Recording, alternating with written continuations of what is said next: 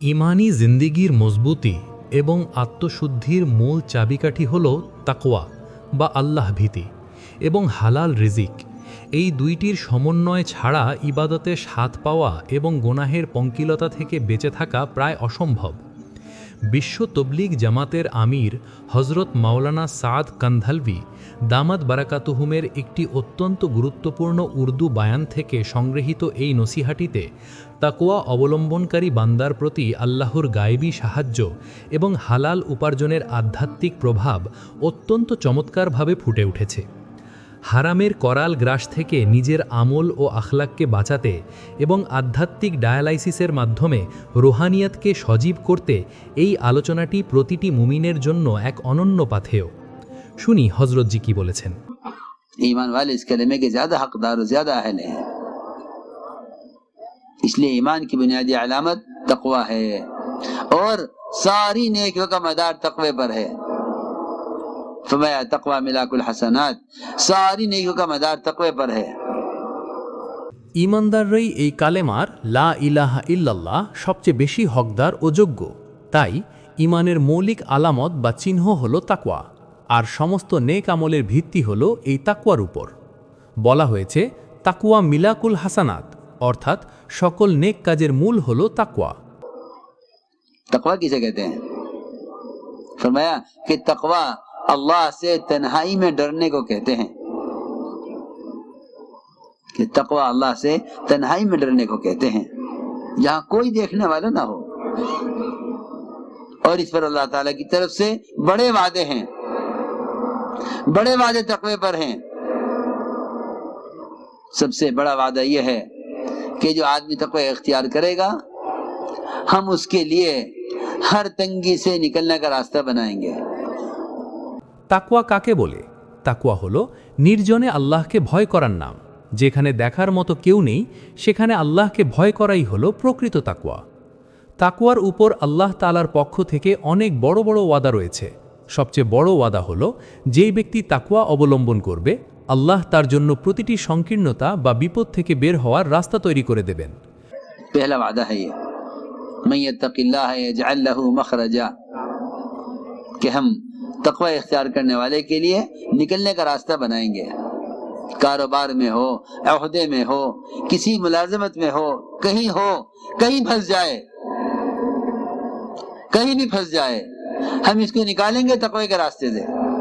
পবিত্র কুরআনে ইরশাদ হয়েছে ওয়ামাই ইয়াতাকিল্লাহা ইয়াজআল লাহু মখরজা, আর যে আল্লাহকে ভয় করে তিনি তার জন্য নিষ্কৃতির পথ করে দেন। ব্যবসায় হোক, চাকরিতে হোক বা অন্য কোনো কাজে যদি মানুষ কোনো বিপদে ফেসে যায়, তবে তাকওয়ার উসিলায় আল্লাহ তাকে উদ্ধার করবেন। यूसुफ अलैहिस्सलाम गुनाह पर मजबूर किए गए। हम कहते हैं कि जी हम क्या करें, हम बच नहीं सकते। सवाल यह है कि आपने गुनाह से बचने के लिए क्या किया? ऐसा नहीं है कि कोई बंदा गुनाह से बचना चाहे और अल्लाह उसके बचने के रास्ते न निकाले, ये हो ही नहीं सकता। अल्लाह ताला तो अपने बंदे के कदम उठाने के कदरदान हैं। तुम बचना चाहो, हम तुम्हें गुनाह से ना बचा सके? यूसुफ अलैहिस्सलाम गुनाह से बचकर भागे। अल्लाह ताला ने हर दरवाजा जो ताला लगाया गया था, अल्लाह ने हर दरवाजे को इनके पहुंचने से पहले खोल दिया। जी हाँ, ये वादा है, जो तौफीक इख्तियार करेगा हम उसके निकलने के लिए रास्ता बनाएंगे। ये अल्लाह का वादा है, मन यत्तकिल्लाह यजअल लहू मखरजा, कि यकीनी तौर पर हम निकलने का रास्ता बनाएंगे। ইউসুফ আলাইহিস সালামকে গুনাহ করতে বাধ্য করা হয়েছিল, কিন্তু তিনি তাকওয়া অবলম্বন করেছিলেন। আমরা বলি যে আমরা বাঁচতে পারছি না, কিন্তু প্রশ্ন হলো আপনি বাঁচার জন্য চেষ্টা কতটুকু করেছেন? এমন হতে পারে না যে বান্দা গুনাহ থেকে বাঁচতে চায় আর আল্লাহ তাকে রাস্তা দেখাবেন না। ইউসুফ আলাইহিস সালাম গুনাহ থেকে বাঁচতে দৌড়েছিলেন, আর আল্লাহ প্রতিটি বন্ধ দরজাকে তার জন্য খুলে দিয়েছিলেন। আল্লাহর ওয়াদা সত্য যে তাকওয়া অবলম্বন করবে, আল্লাহ তাকে এমন জায়গা থেকে রিজিক দেবেন যা সে কল্পনাও করতে পারবে না। ওয়ায়ারযুকহু মিন হাইসু লা ইয়াহতাসিব, এবং তাকে তিনি এমন উৎস থেকে রিজিক দেবেন যা সে ভাবতেও পারেনি। সাহাবায়ে কেরামদের রিজিকের আসবাব বা মাধ্যমগুলো দেখুন। যখন দাওয়াতি কাজের কারণে কামাই করার সময় কমে যেত, আল্লাহ তাআলা তাদের বাগানে বছরে 2 বার ফল দিতেন। রিজিক এমন জায়গা থেকে আসত যা ছিল কল্পনাতীত। এক সাহাবীর কথা বর্ণিত আছে, তিনি যখন হাজত পূরণ করছিলেন তখন একটি ইঁদুর এসে স্বর্ণের মোহর ফেলতে শুরু করল। একটি দুটি করতে করতে 17টি মোহর এনে দিল। এটা হলো তাকওয়ার বদৌলতে গায়েবী রিজিক। সাহাবী আল্লাহর রাসূল সাল্লাল্লাহু আলাইহি ওয়াসাল্লামের দরবারে হাজির হয়ে ঘটনা বললেন। নবীজি জিজ্ঞেস করলেন, তুমি কি গর্তে হাত দিয়েছিলে? সাহাবী বললেন, না। নবীজি বললেন, তবে এগুলো ভক্ষণ করো, আল্লাহ তোমাকে রিজিক দিয়েছেন। যদি হাত দিতে তবে প্রশ্ন আসত যে এটা কার মাল? আল্লাহর ওয়াদা চিরন্তন, কিন্তু মানুষ আজ রিজিকের নেশায় হারাম পথ অবলম্বন করছে। আমার বন্ধুগণ, সবার আগে নিজের কামাই থেকে হারাম আসবাব বা মাধ্যমগুলো বের করে দিন। তাকওয়া ছাড়া আল্লাহর পক্ষ থেকে রহমতের দরজা খোলে না। আমরা এক একটি লোকমাকে সাধারণ মনে করে খেয়ে ফেলি, অথচ প্রতিটি লোকমা হলো এক একটি সমুদ্র, যার চিন্তাগুলো হলো মুক্তার মতো। যেমন খাবার হবে তেমনই চিন্তা তৈরি হবে। খাবার যদি নাপাক বা হারাম হয় তবে চিন্তাগুলো নোংরা হবে, আর যেমন চিন্তা হবে তেমনই আমল বা কাজ হবে। হজরত আবু বকর সিদ্দিক রাজিয়াল্লাহু আনহুর খেলাফতের প্রথম খুতবায় তিনি একটি বড় কথা বলেছিলেন। হজরত আবু বকর রাজিয়াল্লাহু আনহু বলেছিলেন, হে লোক সকল, সুদের একটি টাকা 36 বার জিনা বা ব্যভিচার করার চেয়েও বেশি নোংরা, আর কোনো মুসলমানের ইজ্জত নিয়ে খেলা করা 36 বার জিনা করার চেয়েও বড় অপরাধ। নিজের অধীনস্থদের কামাইয়ের দিকেও নজর দিন, কারণ শরীরের যে অংশ বা রক্ত হারাম মাল দিয়ে গঠিত হয়েছে, জাহান্নামের আগুনই তার জন্য বেশি উপযুক্ত। সেই শরীর জান্নাতে প্রবেশ করতে পারবে না। সুদ বা হারামের মাধ্যমে তৈরি হওয়া মাংসের টুকরো জান্নাতে যাবে না। তাই আমি বলি, ইবাদত ও আখলাক সুন্দর করার জন্য সবার আগে মুআমালাত বা লেনদেন ঠিক করতে হবে। লেনদেন ঠিক না থাকলে কিছুই ঠিক হবে না।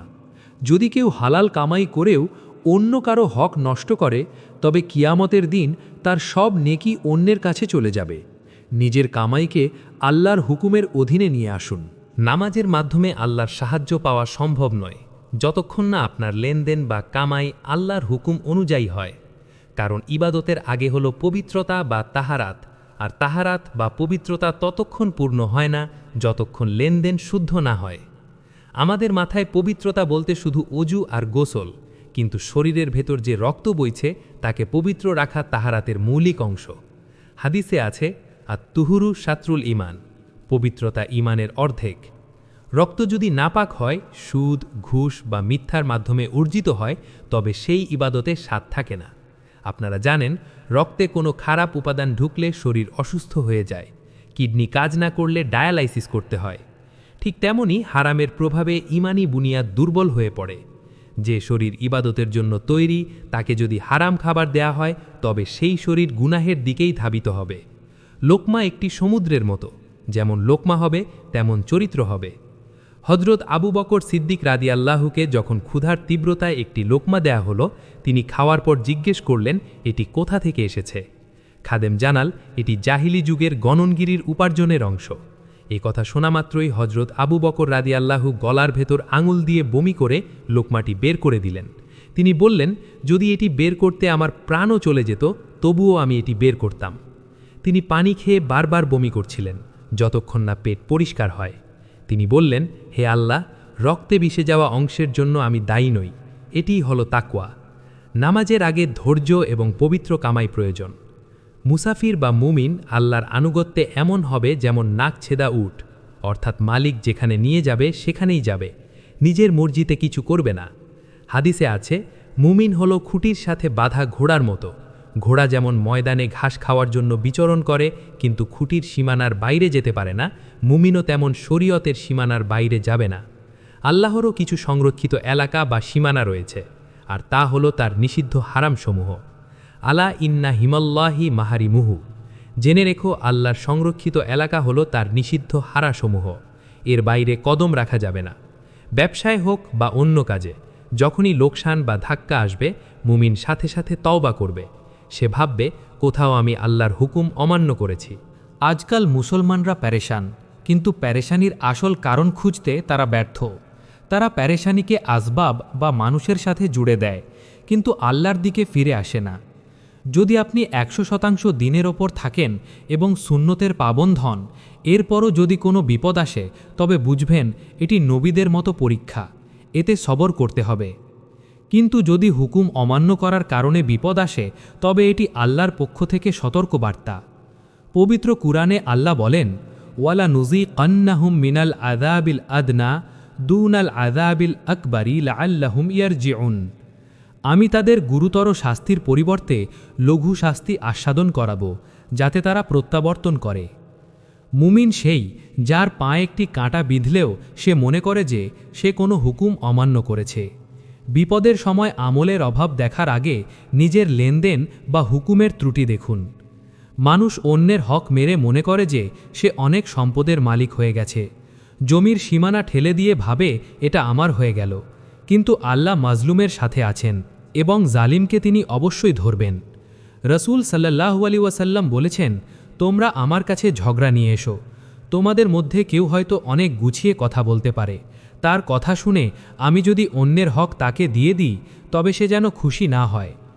নবীজি সাল্লাল্লাহু আলাইহি ওয়াসাল্লাম বলেছেন, আমি যদি ভুল বর্ণনার ভিত্তিতে কাউকে অন্যের হক দিয়ে দিই, তবে আমি তাকে জাহান্নামের একটি আগুনের টুকরো দিচ্ছি, সে যেন তা গ্রহণ না করে। আজকাল কোর্ট কাচারিতে মিথ্যা সাক্ষ্য দিয়ে বা ভালো ওকালতি করে মানুষ জিতে যায়, কিন্তু এতে কি সম্পদ হালাল হয়ে যায়? ইয়েতিমের মাল বা বিধবার জমি দখল করে নিলেও তা জাহান্নামের আগুন ছাড়া আর কিছু নয়।